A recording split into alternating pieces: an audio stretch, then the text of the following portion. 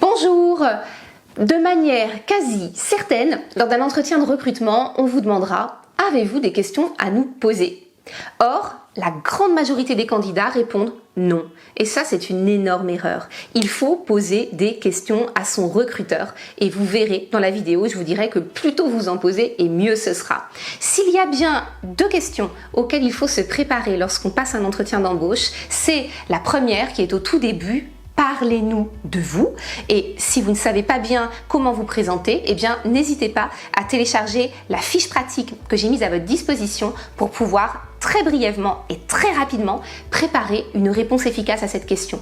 Et il y a la deuxième question qui vient clôturer l'entretien qui est « Avez-vous des questions à nous poser ?» Et c'est ce qu'on va voir ensemble dans cette vidéo. Nous allons voir le top 10 des questions à poser aux recruteurs lors d'un entretien d'embauche.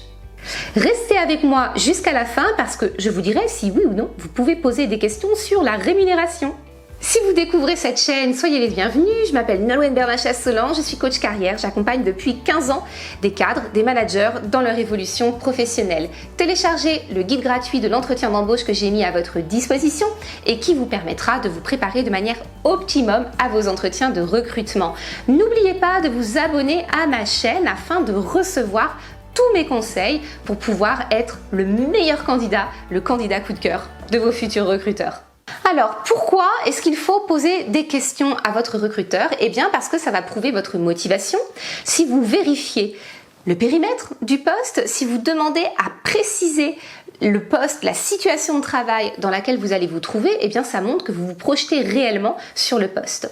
Deuxième point très important, c'est qu'en posant des questions, vous allez entrer de manière concrète dans la discussion, vous allez quitter des phrases un petit peu génériques et ça va aider le recruteur à mieux vous visualiser en situation de travail et déjà à commencer à vous envisager comme un futur collaborateur.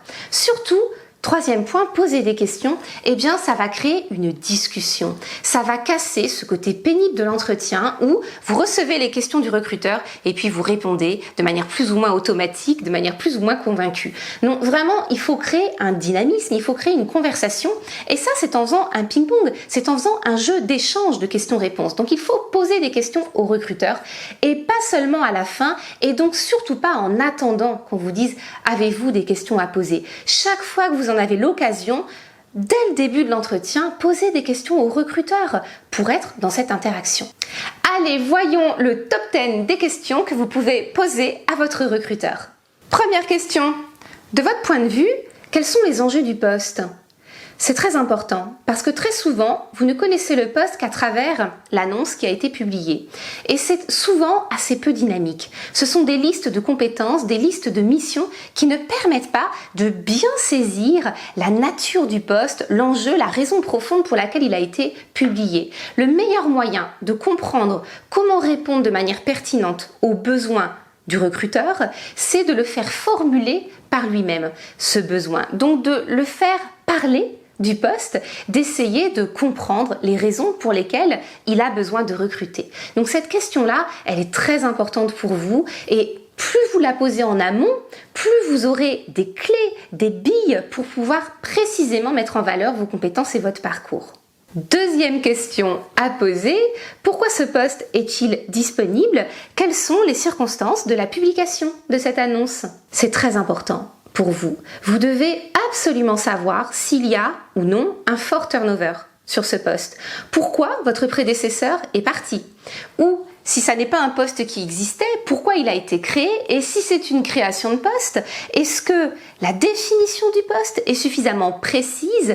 Est-ce que ce que l'on vous vend, ce que l'on vous propose est la réalité de ce qui existe dans l'entreprise? Donc c'est très important pour vous de comprendre l'historique de cette publication. Pourquoi ils ont ce besoin-là? Pourquoi il a émergé à ce moment-là? Quelles sont les raisons pour lesquelles le poste est vacant?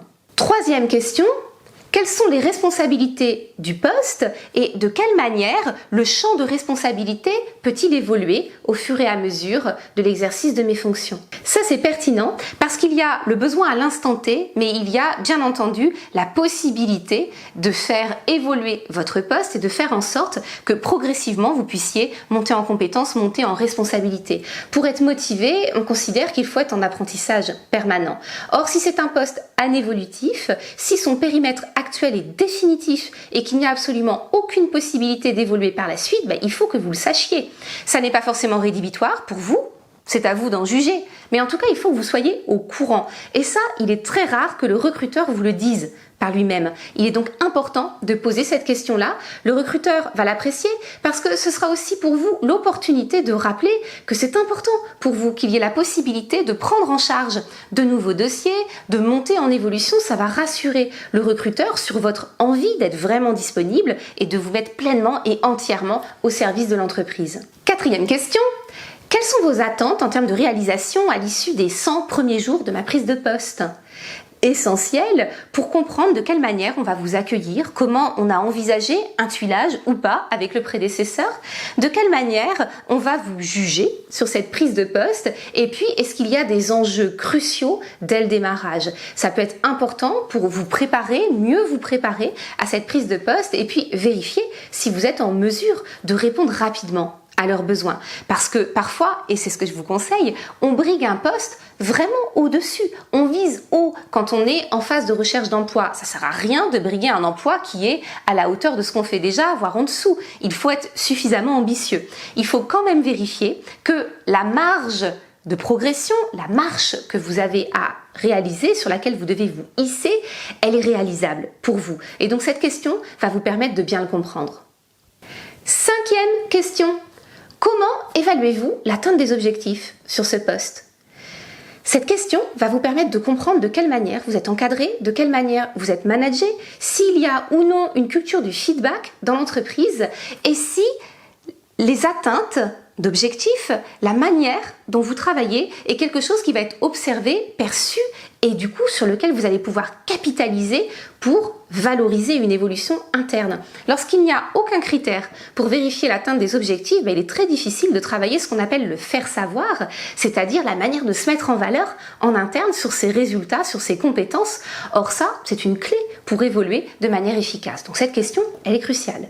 Sixième question, quels sont les principaux défis à relever sur ce poste ? Vérifiez que le recruteur peut résumer assez rapidement les défis du poste. S'il y en a plein, si c'est vague, si c'est touffu, eh bien c'est probablement que la définition de poste n'est pas claire. Or, un poste pas clair, c'est très difficile de le prendre en main, c'est très difficile de savoir comment on va pouvoir faire la différence et comment on va pouvoir trouver sa satisfaction sur le poste. Si le recruteur est capable de rapidement rappeler le défi principal et une déclinaison avec quelques autres sous-objectifs, eh bien vous savez qu'ils ont une vision précise de ce qu'ils attendent de vous et donc ça va vous rassurer sur la façon dont vous allez être intégré, la manière dont on va rapidement vous aider à monter en puissance sur votre poste. Septième question, quel conseil me donneriez-vous pour réussir ma prise de poste au sein de mon service ? C'est une manière indirecte de pousser le recruteur à vous parler de vos futurs collègues, de votre hiérarchie et de cette interaction, de cette dynamique de groupe à l'intérieur duquel vous allez venir travailler.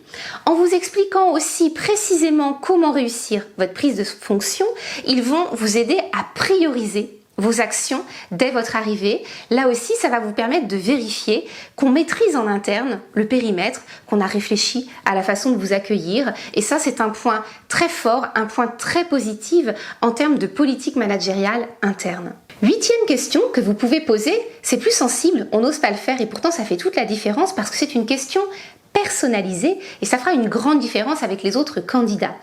Si vous vous êtes renseigné sur la personne qui vous fait passer l'entretien, le recruteur ou le manager, posez une question précise sur son parcours à lui et notamment son parcours au sein de l'entreprise. Par exemple, j'ai vu que vous aviez intégré l'entreprise il y a 5 ans. Est-ce que pendant ces 5 ans, vous avez observé des changements notables dans cette entreprise ? C'est important pour vous, ça crée une connexion. Parce que lorsque l'on demande à quelqu'un de parler de lui, on crée une connivence et on déclenche une réaction de plaisir dans le cerveau. Tout le monde aime parler de soi. Vous, pas tellement pendant l'entretien parce que vous avez peur d'être jugé. Mais là, le recruteur, il va pas avoir peur d'être jugé. Et il va être ravi de parler de ce qu'il vit dans l'entreprise, pourquoi il est motivé, comment il perçoit la culture interne, comment vous pourriez mieux vous y intégrer. Bref, vous venez d'ouvrir une porte vers une conversation beaucoup plus approfondie qui fera la différence avec les autres candidats. Donc n'hésitez pas, osez le faire, ça va vraiment vous démarquer de manière radicale des autres candidats. Il ne faut pas hésiter dans cette personnalisation à demander aussi qu'est-ce qui, selon lui, fait qu'il est particulièrement agréable et positif de travailler au sein de l'entreprise. 9e question que vous pouvez poser, quel est le style de management de mon futur chef ? C'est très important de savoir de quelle manière vous allez être encadré. Ça va vous permettre, vous, en plus, d'expliciter la manière dont vous souhaitez être accueilli et encadré. Or, c'est très important, le démarrage sur une prise de poste pour pouvoir bien s'intégrer dans une équipe et puis rapidement se sentir en compétence, se sentir à l'aise sur un poste. Si on vous informe du style de management, si on vous renseigne sur la manière dont vous allez être épaulé, soutenu sur votre prise de poste, eh bien, ça va vous rassurer et ça va vous donner vraiment des outils, des informations très importantes sur les valeurs internes de l'entreprise. Et ça, pour la plupart des candidats, c'est un point fondamental. 10e et dernière question de ce top 10, de quelle manière collaborent les personnes à l'intérieur de ma future équipe ? Ça aussi, ça rejoint la question sur le style de management, mais aussi, c'est une manière plus professionnelle mais détourné de demander quelle est l'ambiance dans le service. Vous verrez tout de suite, par rapport à la façon dont le recruteur vous répond, s'il est à l'aise, pas à l'aise, un petit peu gêné, s'il ne sait pas trop comment y répondre, eh bien vous verrez s'il y a une bonne ambiance ou non dans l'équipe que vous allez rejoindre. Et ça, j'imagine que c'est un point essentiel pour vous pour choisir votre futur emploi. Donc posez cette question, elle est habile et elle va aider le recruteur à mieux vous fournir les informations pour faire un choix. Parce que, je vous rappelle, que chercher un emploi, ça n'est pas chercher à être choisi uniquement par les recruteurs. C'est aussi vous choisir le poste qui va vous épanouir, choisir le poste qui est pertinent pour votre déroulé de carrière. Donc c'est un choix à double sens. Poser des questions aux recruteurs vous aide, vous, à faire le meilleur des choix possibles pour vous et à ce moment de votre déroulé de carrière. Comme prévu et comme convenu, nous allons voir s'il est possible ou non de poser des questions sur le salaire. Est-ce que vous pouvez demander, eh bien, quel est le salaire que vous proposez sur cet emploi ? Parce que, bien malheureusement, c'est très souvent sur les offres d'emploi, il n'y ait pas ou peu d'informations sur le salaire. Parfois, une fourchette, c'est déjà ça, mais très souvent, rien du tout.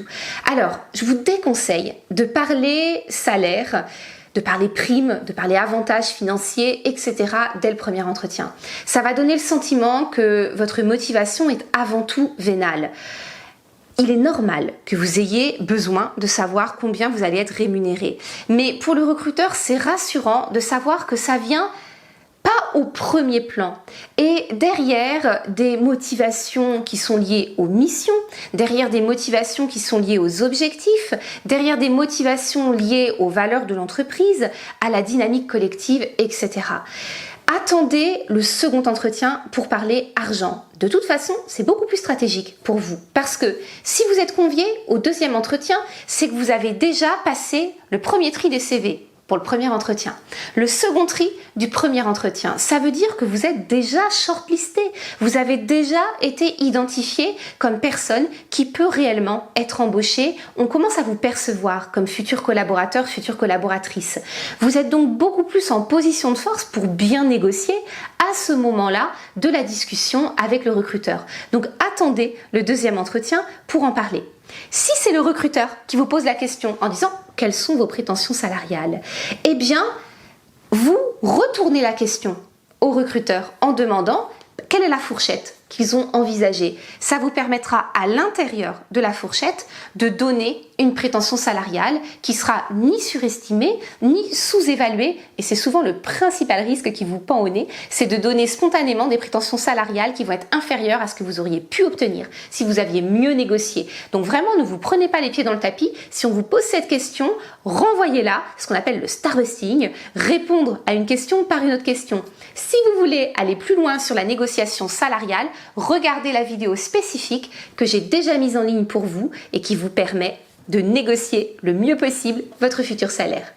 Merci d'avoir regardé cette vidéo jusqu'au bout. Si elle vous a plu, signalez-le. Abonnez-vous à ma chaîne YouTube pour recevoir tous mes conseils afin de mieux réussir vos entretiens de recrutement et décrocher votre job de rêve. À très bientôt dans d'autres vidéos.